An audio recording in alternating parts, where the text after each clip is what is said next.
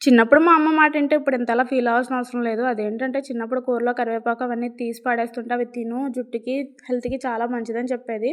ఇప్పుడు జుట్టు ప్రస్తుతానికి బానే ఉంది కదా అని చెప్పి నెగ్లెక్ట్ చేశాను. అప్పుడు నెగ్లెక్ట్ చేయడం వల్ల ఇప్పుడైతే ఫీల్ అవుతున్నాను. ఈరోజైతే నేను అవిసె గింజల పౌడర్ అయితే చేస్తున్నా. దీనికోసం క్లీన్ చేసుకున్న అవిసె గింజల్ని ప్యాన్‌లో వేసి ఫ్రై చేసి పక్కన పెట్టుకోవాలి. అదే ప్యాన్‌లో 1 స్పూన్ ఆయిల్ వేసుకొని 2 స్పూన్ల శనగపప్పు, 1 స్పూన్ మినపప్పు, 1 స్పూన్ ధనియాలు, 1/2 స్పూన్ జీలకర్ర, కారానికి సరిపడా ఎండుమిర్చి, కరివేపాకు, 1 స్పూన్ నువ్వులు ఇవన్నీ వేసి మంచిగా ఫ్రై చేసుకోవాలి. ఇవి ఫ్రై అయిన తర్వాత చల్లారనిచ్చి ఇందులోనే కొంచెం చింతపండు వేసి చల్లారిన తర్వాత ఇవి అవిసె గింజలు మొత్తం అన్నీ కలిపి కొంచెం ఉప్పు వేసి మిక్సీలో పౌడర్ చేసి పెట్టుకోవాలి.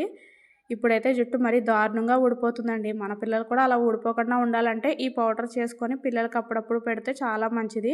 అండ్ హెయిర్‌కి, హెల్త్‌కి కూడా చాలా మంచిది. అవిసె గింజల్లో మంచి ప్రోటీన్స్, ఒమేగా 3 ఫ్యాట్స్ అన్నీ బావుంటాయి. మీరు కూడా ట్రై చేయండి. వీడియో నచ్చితే లైక్ చేసి మన ఛానల్‌ని సబ్స్క్రైబ్ చేసుకోండి.